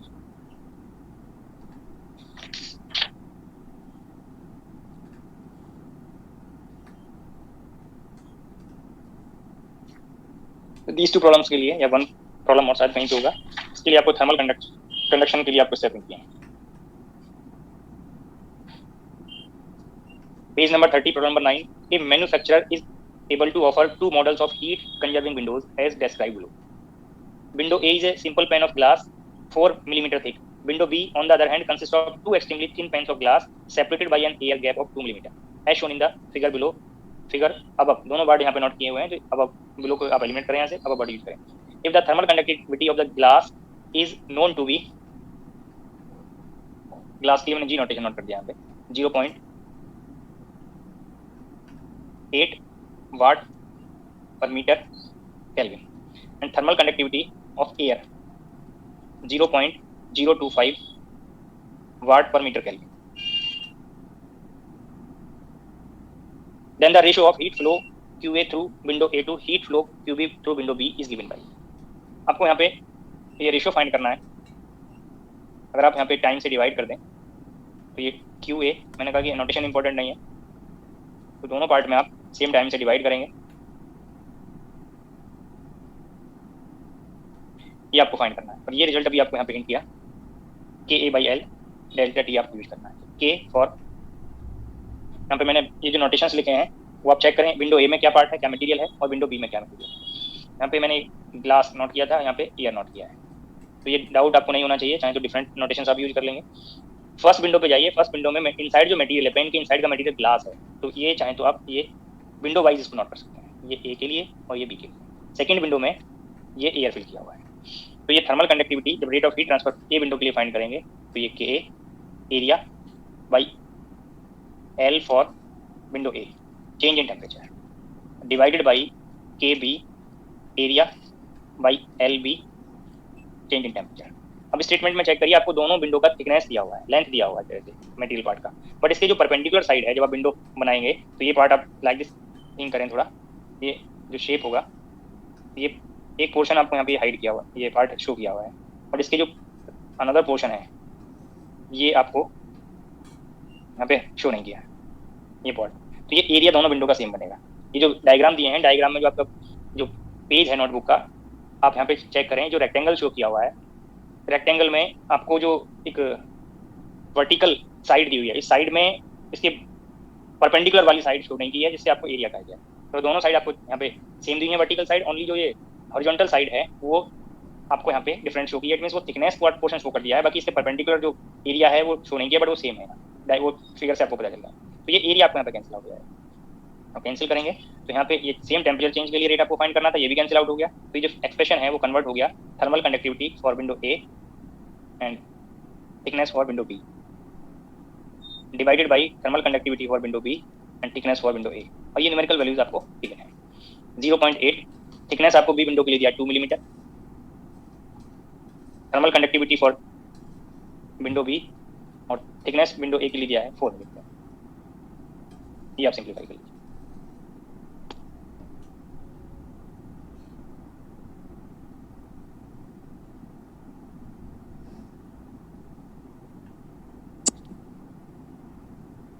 लास्ट ऑप्शन बन जाए।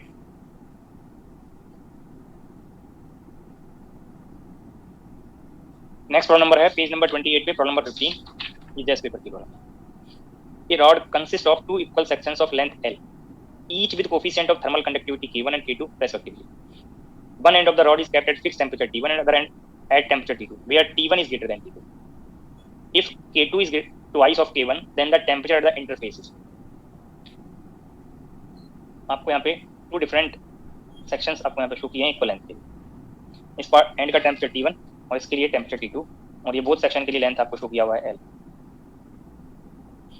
इसके लिए थर्मल कंडक्टिविटी K1 है और यहाँ पे अनदर मीडियम है, इसका थर्मल कंडक्टिविटी K2 है। तो ये कॉमन इंटरफेस पे आपको यहाँ पे temperature, thermal equilibrium temperature find करना है। सपोज इसका टेम्परेचर T है, इस कॉमन इंटरफेस का जो टेम्परेचर है वो T है। अब अगर इस जिसका टेम्परेचर हायर है उससे अनदर पोर्शन को, लोअर टेम्परेचर साइड को हीट ट्रांसफर, तो इस इंटरफेस से हीट ट्रांसफर करेगा वन पार्ट साइड से अनदर साइड, चाहे इधर से इधर को ट्रांसफर करे, चाहे वो इधर से इधर को ट्रांसफर करे। अब क्वेश्चन में आपको अगर हिंट किया है टेम्परेचर डिफरेंस, तो आप हमें चेक कर सकते हैं T1 ग्रेटर देन T2 है, तो इट मींस इस साइड से इस साइड को हीट ट्रांसफर होगा। बट इस इंटरफेस के लिए अगर आप rate of heat transfer check करें, जितना इस इंटरफेस से इनवर्ड फ्लो करेगा हीट, वो आउटवर्ड भी फ्लो कर रहा है। It means net rate of heat transfer for this interface will be 0। dq by dt, इस पोर्शन के लिए मैंने इसको 1 कर दिया और इसको आउटवर्ड फ्लो को 2 कर दिया। ये फर्स्ट पोर्शन के लिए 1 और सेकंड के लिए 2, ये टोटल ट्रांसफर 0 बन गया। अब dq by dt for first portion, इसका टेम्परेचर यहाँ पे T1 है और इस साइड का टेम्परेचर T है, थर्मल कंडक्टिविटी K1 है।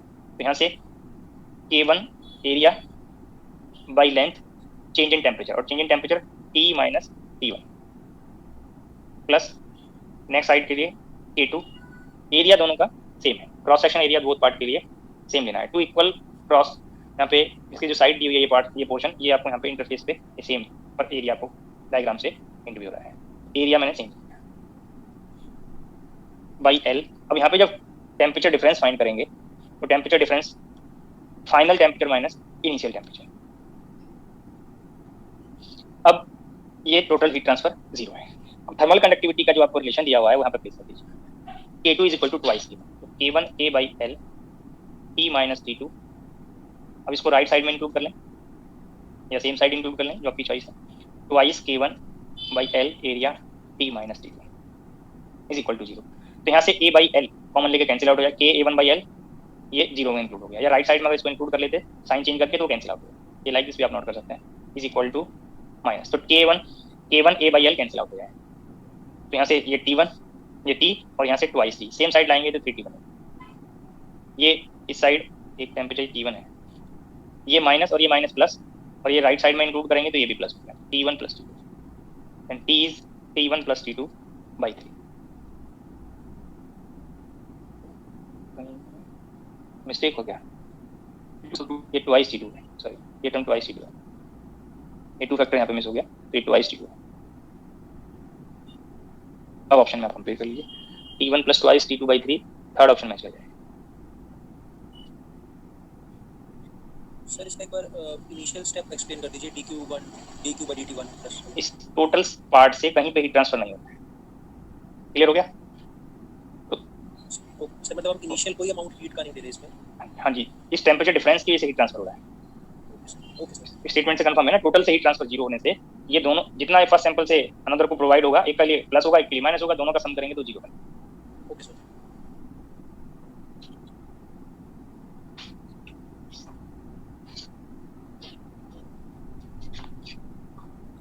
पेज नंबर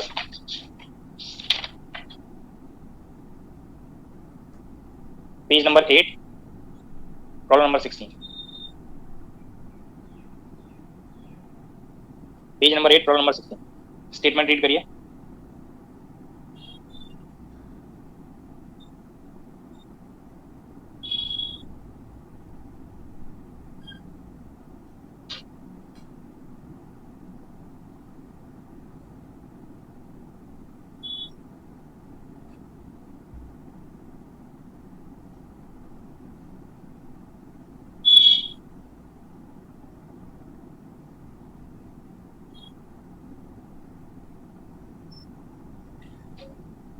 डिस्कस करता हूं, कंपेयर कर लेंगे जो स्टेप्स आपने फॉलो किया हो। A sample of idol gas with initial pressure P and volume V is taken through an isothermal expansion proceed, isothermal expansion, तो आइसोथर्मल प्रोसेस के लिए चेंज इन टेम्परेचर 0 बनेगा, टेम्परेचर कांस्टेंट रहेगा।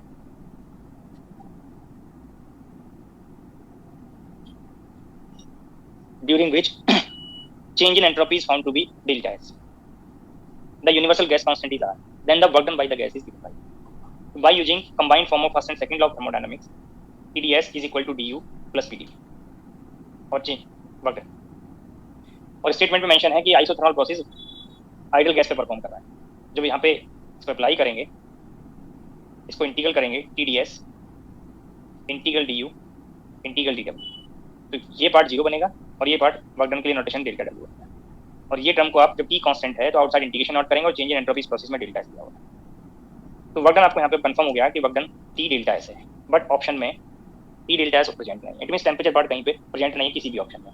और आइडल गैस के लिए आप PV is equal to NRT use करेंगे, तो ये टेंपरेचर को आप एलिमिनेट कर सकते हैं पीवी बाई एनआर से, यहाँ पे प्लेस कर दें PV delta S by NR, ये ऑप्शन में आप सिलेक्ट कर लीजिए, PV delta S by NR first option cut करना है।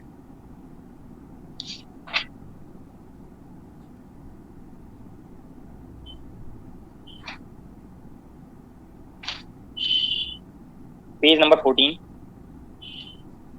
Problem number 7, page number 14 problem number 7।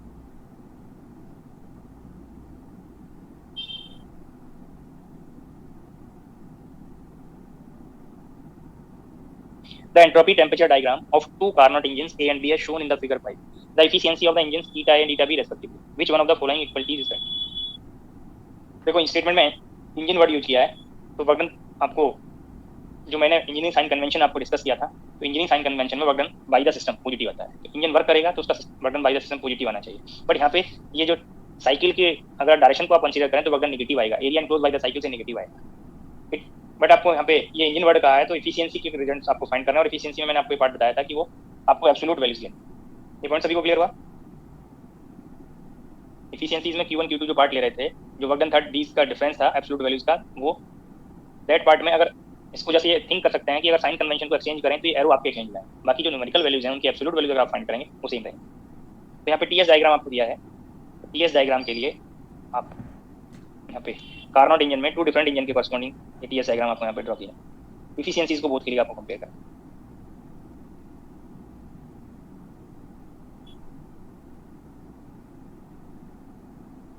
और यहाँ पे ये कंपेरिजन के लिए ये टी एक्सिस पे आप कंपेयर करें, ये कनेक्ट किया हुआ है, ये जो प्लॉट है, ये जो कर्व है, ये 3 पोर्शन में डिवाइड हो रहे हैं।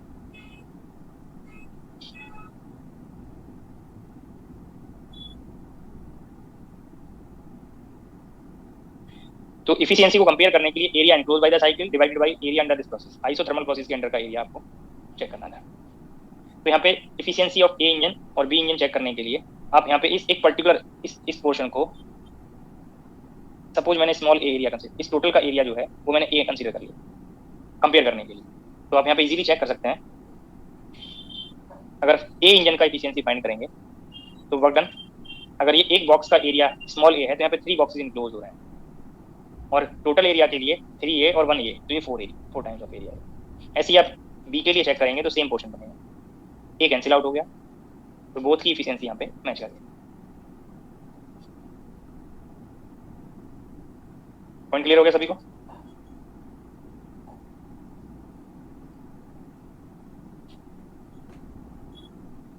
Next problem, page number 14, problem number 6, statement read कर लीजिए।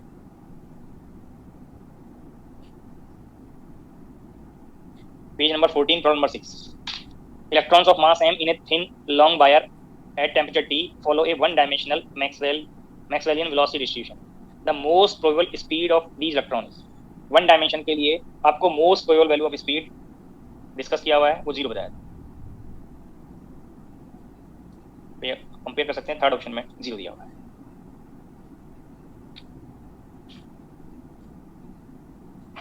Next problem, page number 27, problem number 7, page number 27, problem number 7, statement read करेंगे, ट्राई करेंगे।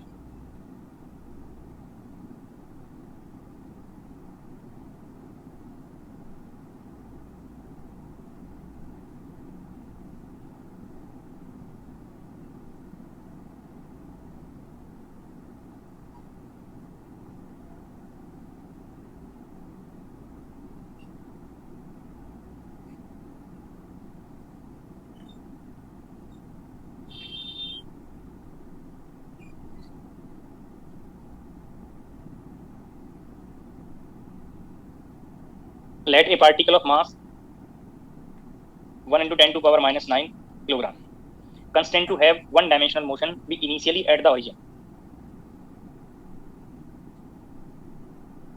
The particle is in thermal equilibrium with a heat bath at kBT is equal to 10 to power minus 8 joule. What is the value of mean square position of the particle after time 5 second? तो अगर ये time के respect में इसका variation find कर लें तो time value वहाँ पे 5 सेकेंड प्लेस करके रिजल्ट फाइंड कर सकते हैं।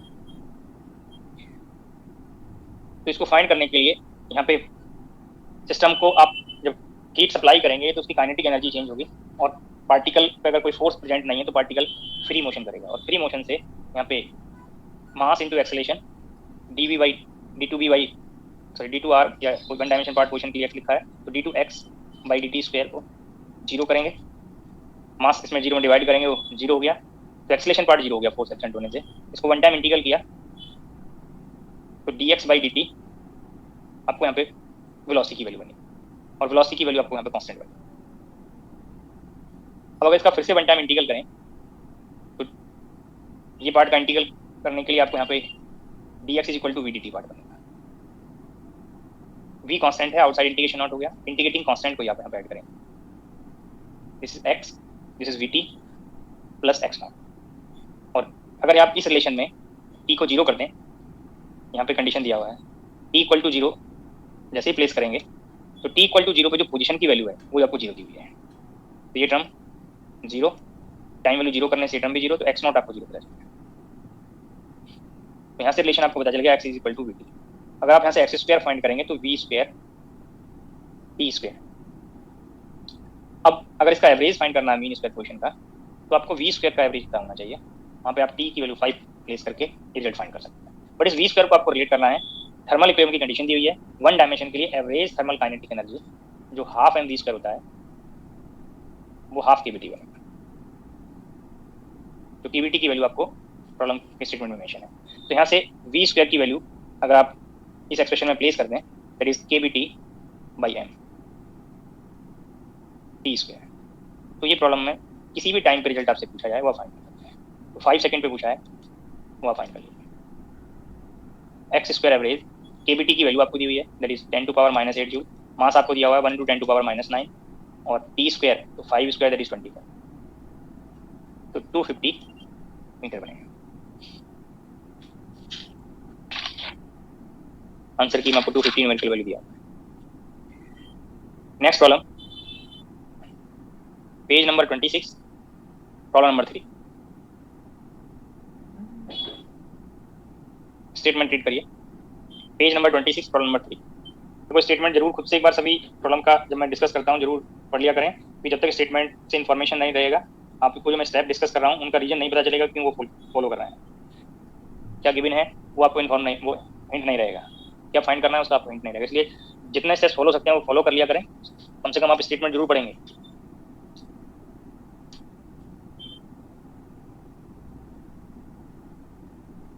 An ideal gas with adiabatic exponent gamma undergoes a process in which its pressure P is related to its volume by the relation P is equal to P0 minus alpha V, where P0 and alpha are positive constants.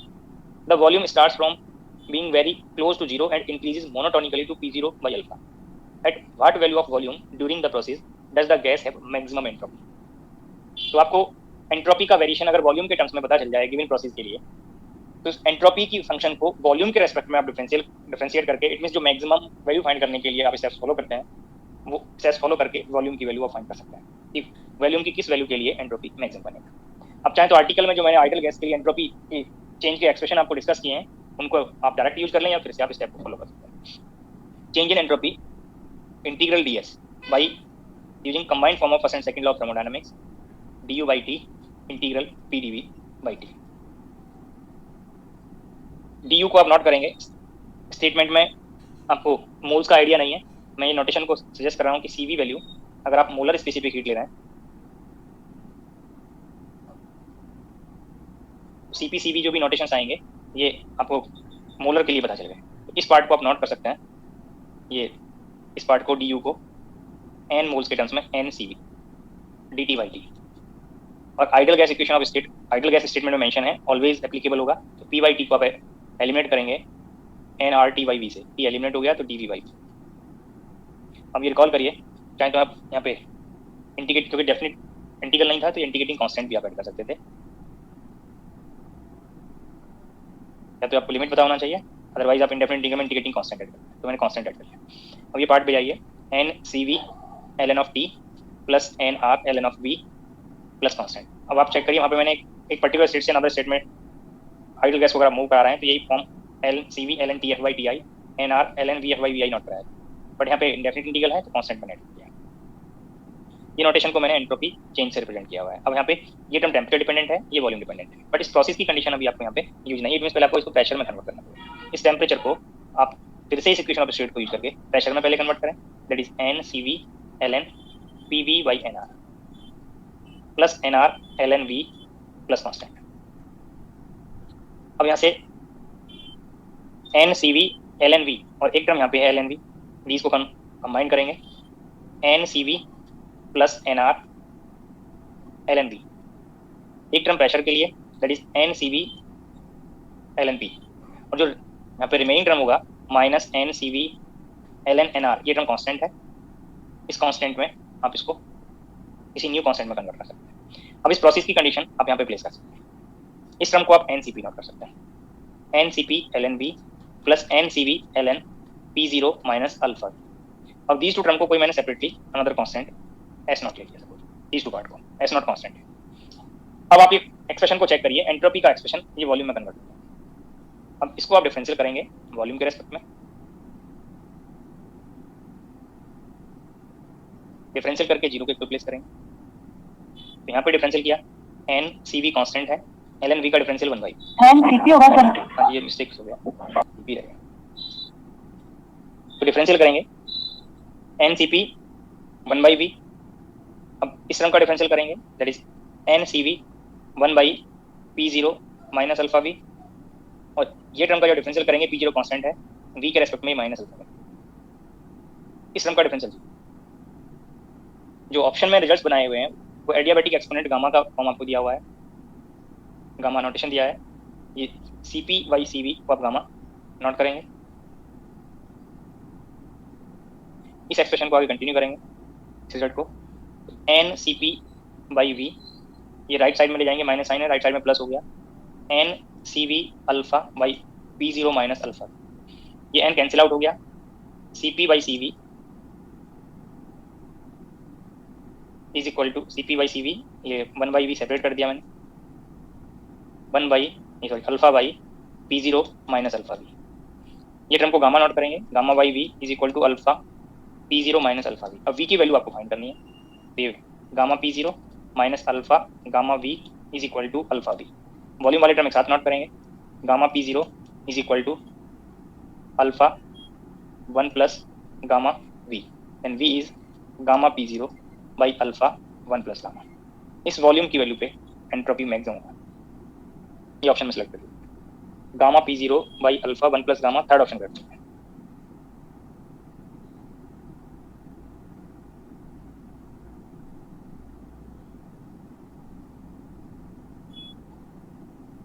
Point सभी को clear हो गए? जी sir. Next problem, page number 27, problem number 9।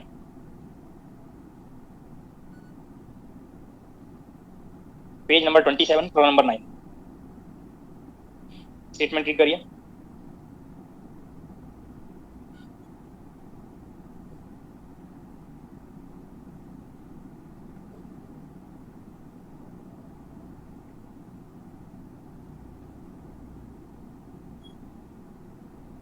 In a thermodynamic process, the volume of 1 mole of an ideal gas is varied as V is equal to A T power minus 1, where A is any constant. The adiabatic exponent of the gas is gamma. What is the amount of heat received by the gas if the temperature of the gas increases delta T in this process? Temperature में change आपको दिया है delta T, amount of heat transfer find करना है, जिस process के लिए volume like this very. Gamma की रिक्वायरमेंट होगी आगे कहीं, तो ये पार्ट आप यूज करेंगे। अब by using first law of thermodynamics, dq can be written as du plus pd for ideal gas. Statement में 1 मोल मेंशन किया हुआ है, अगर कहीं रिक्वायर्ड होगा तो pv is equal to nRT आप यूज कर सकते हैं, या आप ये रिलेशन यूज करेंगे, ये मोलर स्पेसिफिक हीट अगर ये है तो ये Cp माइनस Cv का जो डिफरेंस है वो R बनेगा। अगर ये आपको 1 मोल मेंशन किया हुआ है इसलिए यहाँ पे मोलर स्पेसिफिक हीट बनेगा, इसलिए Cp minus Cv is equal to मैंने R यूज कर दिया। अगर रिक्वायर्ड होगा तो अप्लाई। अब आपको हीट ट्रांसफर फाइंड करना है तो ये आप इंटीग्रल करेंगे du प्लस pdv। du को आप नोट करेंगे in terms of Cv, 1 mole है इसलिए Cv dt बन गया। प्रेशर को ideal gas equation of state से आप एलिमिनेट करेंगे, pv is equal to RT by V, और इस V का ये वेरिएशन प्लेस करें।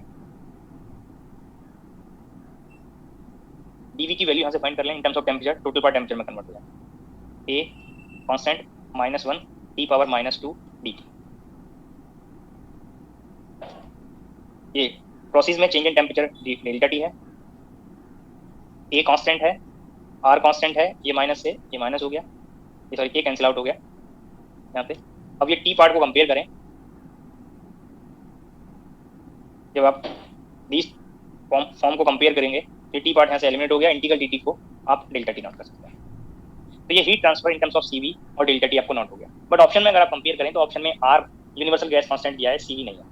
अब यहाँ से आप डेल्टा T आप कॉमन ले लें या इस Cv की वैल्यू को R के टर्म्स में प्लेस करें, और इस ऑप्शन में गामा भी है और R भी है, तो आपको ये दीज टू रिलेशंस की रिक्वायरमेंट होगी। अगर आप दीज टू रिलेशंस यहाँ पे अप्लाई करें तो Cp की वैल्यू को आप गामा Cv लिख सकते हैं with this relation Cp minus Cv is equal to R, and Cp by using this relation in terms of Cv can be written as gamma Cv minus Cv is equal to R. Then Cv in terms of gamma and R can be written as R by gamma minus 1. यहाँ पे place कर दीजिए R by gamma minus 1 delta T minus R delta T. R delta T common ले लीजिए.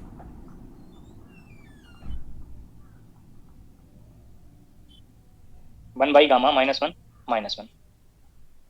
Then delta Q, ये LCM gamma minus 1 आ गया. तो इसको सिंप्लीफाई करेंगे तो ये माइनस ऑफ गामा माइनस 1 बनेगा और माइनस मल्टीप्लाई किया तो ये माइनस 1 भी प्लस हो जाएगा. तो 2 minus gamma are delta T. ये ऑप्शन आप सेलेक्ट कर लीजिए. लास्ट ऑप्शन करते हैं.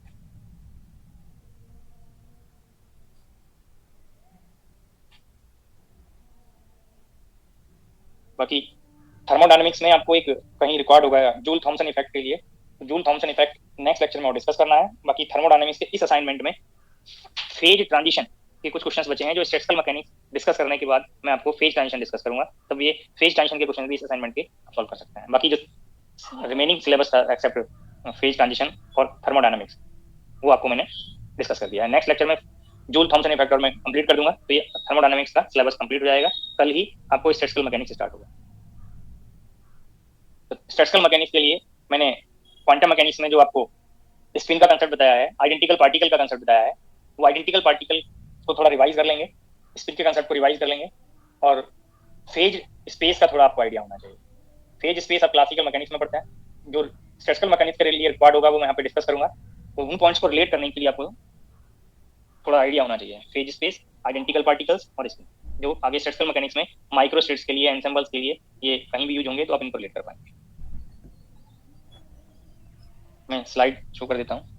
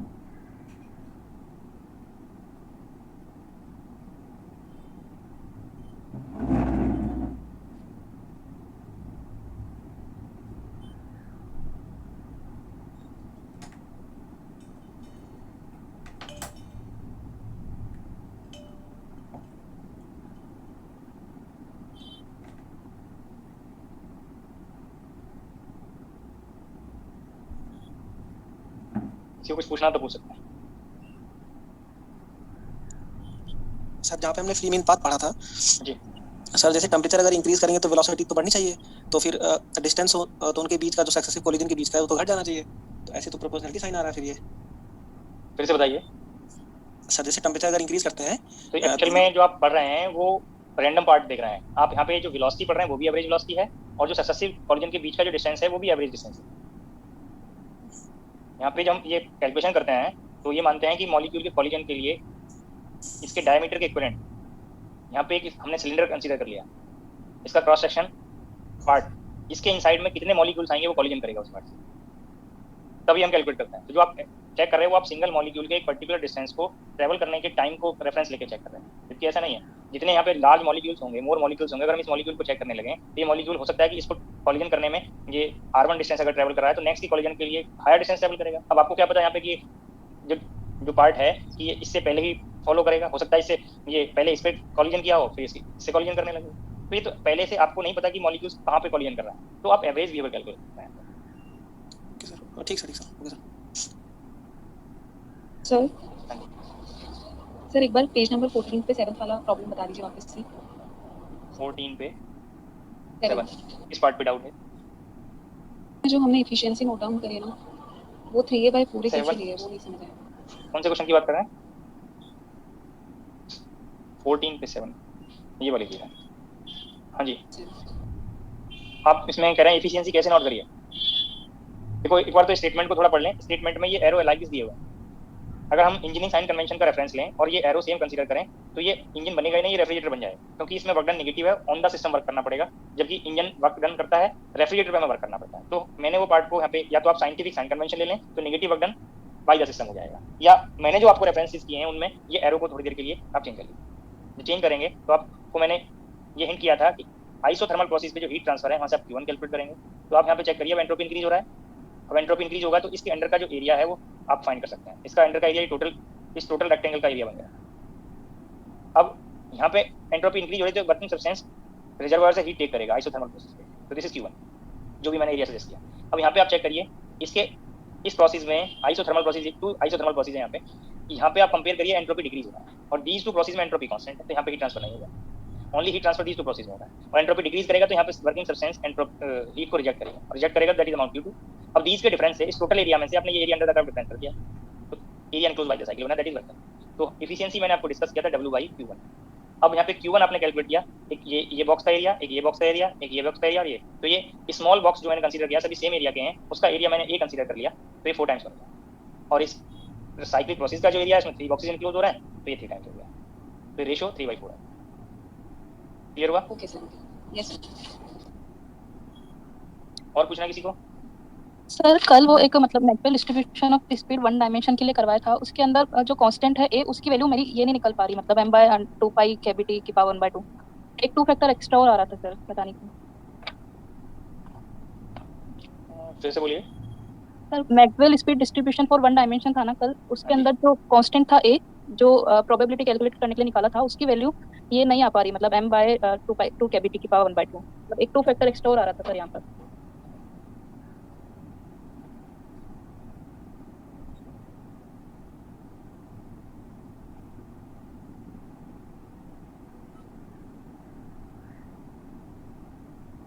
ये 2 फैक्टर की बात कर रहे होंगे ना? Yes sir. दरअसल रीजन क्या है मैं आपको सजेस्ट करते रहा हूँ, ये पॉइंट को चेक करें। जब हमने 3 डायमेंशन लिया था, ये मुझसे मिस्टेक हो गया होगा यहाँ पे 1 डायमेंशन लिमिट में प्लेस करते हो, बाकी में करते हो, बट मैं रीजन सजेस्ट कर दे रहा हूँ। जब हमने स्फीयर ड्रॉ किया 3 डायमेंशन में, पॉइंट को रिलेट करेंगे थोड़ा, ये एक्स एक्सिस, ये एक्स एक्सिस, ये वाई एक्सिस और ये जेड एक्सिस। तो स्फीयर में आप चेक करिए, ये एक्स पॉजिटिव पे जा रहा है, नेगेटिव पे जा रहा है। Yes sir. वाई डायरेक्शन के लिए भी ये वाई पॉजिटिव भी है, नेगेटिव भी है, जेड के लिए भी पॉजिटिव नेगेटिव है। इट मींस स्फीयर का एरिया हम कार्टेशियन में अगर कैलकुलेट करने लगे तो ये नेगेटिव और पॉजिटिव दोनों वैल्यूज आपको इंक्लूड करनी पड़ेंगी। बट यही पार्ट स्फेरिकल पोलर कोऑर्डिनेट में किसमें कन्वर्ट हो जाता है? 0 to infinite, 0 to pi, 0 to 2 पाई। तो यहाँ तो वो 2 फैक्टर हमारा ऑटोमेटिकली एडजस्ट हो रहा था, क्योंकि हमने ये जो 2 फैक्टर का कंडीशन था या नेगेटिव वाली लिमिट का कंडीशन था वो इनसे इंक्लूड हो गया, जो 1 डायमेंशन में इंक्लूड नहीं हो।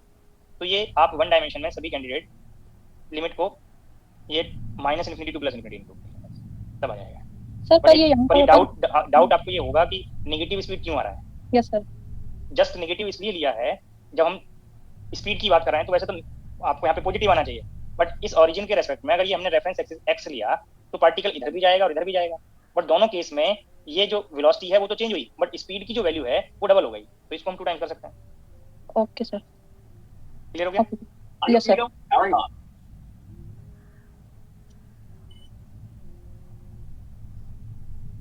Hello sir. हाँ जी, sir question number 25 page number 19 पर स्टार्टिंग के 1-2 स्टेप बता देंगे? 25 पेज पे नहीं sir, page number 19 question number 25। Slide बता दीजिए मुझे। सर स्लाइड बताओ। ये हाँ जी, हाँ सर, ये प्रॉब्लम में 2 मॉलिक्यूल्स की रिलेटिव वेलोसिटी आप यही डिफाइन करेंगे या ये डिफाइन करेंगे v2 - v1? बोलिए, स्टेटमेंट पढ़ लीजिए, हो सकता है आपने स्टेटमेंट को इग्नोर किया हो। A gas molecules of which have mass m is at equilibrium at absolute temperature T, the root mean square of relative velocity between 2 molecules. Same gas के 2 मॉलिक्यूल्स की रिलेटिव वेलोसिटी का आपको result find करना है। तो relative velocity पहले आप यही तो डिफाइन करेंगे। यस सर, मैंने लास्ट में कंप्लीट नहीं पढ़ा सॉल्यूशन। स्टेटमेंट नहीं पढ़ा। Yes sir, yes.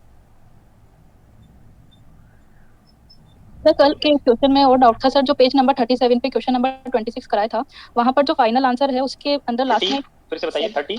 37 पे क्वेश्चन नंबर 26। पहले एक बार क्वेश्चन देख लेता हूं। 37 पे 26, हां जी बोलिए। सर जो इसके ना लास्ट में फाइनली जो आंसर निकल रहा है कैलकुलेट करने पे, वहां पर m और एक्स्ट्रा आ रहा था सर। नहीं आएगा वो सर, पता नहीं क्यों आ रहा था सर। लास्ट रिजल्ट जो पता हो आपको, ये कंपेयर करके बताइए। एक तो वहां पे था t था और एक पार्ट था यहाँ पे del v by del t square था। यस सर, इसका square divided by del v by del p। Yes sir, यही पार्ट था ना? Yes sir. माइनस और था सर, हां माइनस इंक्लूड कर लेंगे। अब आप यहाँ पे चेक करिए, इसको कोफिशिएंट ऑफ वॉल्यूम एक्सपेंशन बनाना है, तो हमें यहाँ पे प्रेशर कांस्टेंट कर दिया। Yes sir. अगर अब यहाँ पे हमारा 1/v स्क्वायर होता तो टोटल का स्क्वायर लिख सकते थे, मैंने ये v स्क्वायर मल्टीप्लाई कर दिया। Yes sir. क्लियर है? Yes sir. अब ऐसे यहाँ पे मैंने v मल्टीप्लाई किया और v से डिवाइड कर लिया, यस सर, तो ये v तो एडजस्ट हो गया। यस सर, बट क्योंकि वहाँ पे जो नोटेशन दिया हुआ है वो वॉल्यूम ना देके वो स्पेसिफिक वॉल्यूम दिया है। यस सर, अब यहाँ पे आप चेक करिए स्पेसिफिक वॉल्यूम के लिए इस पार्ट में ये जो टर्म है, मैंने पहले इसको, ये जो v स्क्वायर टर्म है मैंने ये पार्ट इंक्लूड कर लिया, यस सर, और इसको भी मैंने separately v by M square कर लिया, अब तो m एडजस्ट है। यस सर, और del v by del t इसको मैंने लिखा यहाँ पे v बाई m। ये यहाँ पे चेक करें, ये 1 by v del v by del t, ठीक है। एक Yes, मास sir. यहाँ पे है और एक मास यहाँ पे है, यस सर, इसका स्क्वायर करेंगे तो ये यहाँ पे मास एडजस्ट हो रहा है। यस सर, ये तो हो रहा है। ये मास यहाँ पे प्रेजेंट रहेगा, अभी क्या है ना ये पार्ट, यस सर, वो एक हो रहा है। एक पार्ट प्रेजेंट रहेगा क्योंकि एक ही पार्ट चेंज हो रहा है यहाँ पे। यस सर, कोई बात नहीं, अप्रोप्रिएट ऑप्शन आप सेलेक्ट कर सकते हैं। ओके सर, या आप पर दोनों पार्ट एडजस्ट नहीं होंगे क्योंकि ये स्पेसिफिक वॉल्यूम में अगर नहीं बनाए ये तब हो सकता है। ये एक पार्ट और चेक कर लेते हैं। ये टर्म को मैंने 1 by V del V by del T, क्योंकि डेफिनेशन तो करेक्ट है ये यस पार्ट। सर, यहाँ पे हम चेक करते हैं अगर तो v का 1 पावर एडजस्ट हो गया, यस सर, m तभी मल्टीप्लाई होगा, तब भी आएगा, ये पार्ट आएगा। यस सर, फिर वो m तब भी आ रहा था हाँ सर। जी हाँ जी। Okay sir,